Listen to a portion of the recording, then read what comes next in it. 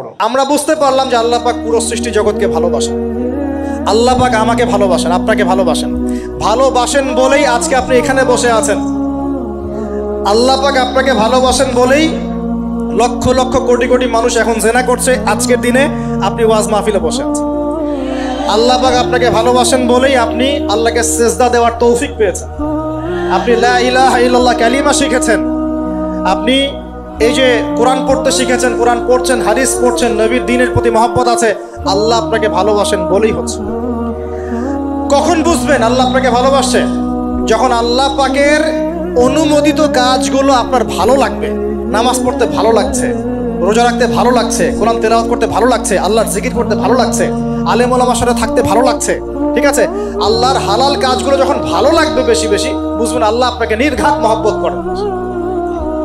আর যখন আল্লাহ পাকের নিষেধগুলো, হারাম, মদ আমার ভালো লাগে না, জিনা ভালো লাগে না, আমার খারাপ জিনিস দেখতে ভালো লাগে না, খারাপ শুনতে ভালো লাগে না, বুঝবেন আল্লাহ আপনাকে ভালোবাসেন।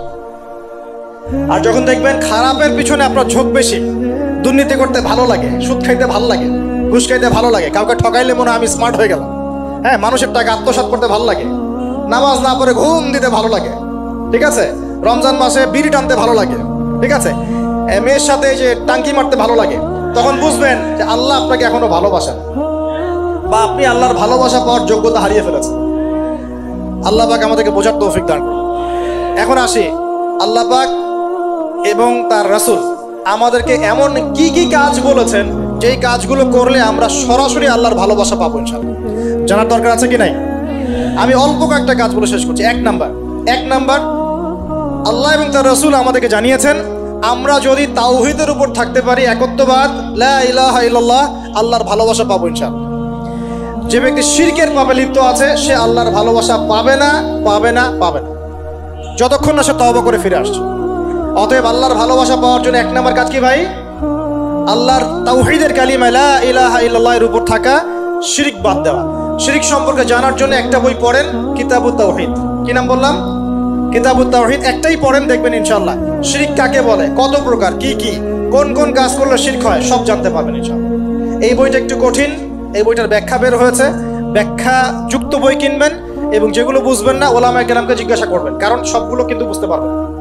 এক নাম্বার। দুই, নবী সাল্লাল্লাহু আলাইহি ওয়াসাল্লামের অনুসরণ করলে আল্লাহ আমাদেরকে ভালোবাসবেন। দলিল, আল্লাহ পাক সূরা আলে ইমরানের মধ্যে বলছেন 31 নম্বর আয়াতে আল্লাহ বলছেন, কুল, হে নবী আপনি বলে দিন, ইন কুনতুম তুহিব্বুনাল্লাহ, তোমরা যদি, হে আদম সন্তান, হে উম্মতে মুহাম্মাদি, তোমরা যদি আল্লাহর ভালোবাসা পেতে চাও, ফাত্তাবিউনি, তোমরা আমাকে অনুসরণ করো। কাকে? আমাকে বলতে কাকে? রাসূলুল্লাহ সাল্লাল্লাহু আলাইহি ওয়াসাল্লামকে। তাহলে কি হবে? ইউহিব্বুকুমুল্লাহ, আল্লাহ পাকও তোমাদেরকে ভালোবাসবেন। বলে সুবহানাল্লাহ, আল্লাহ আমাকে ভালোবাসবেন ইনশাআল্লাহ। আর কি? ইয়াগফির লাকুম যুনুবাকুম, আল্লাহ পাক তোমাদের সমস্ত গুনাহ মাফ করে দিবেন। আল্লাহু গফুরুর রহিম, আল্লাহ পাক পরম করুণাময়, অসীম দয়ালু।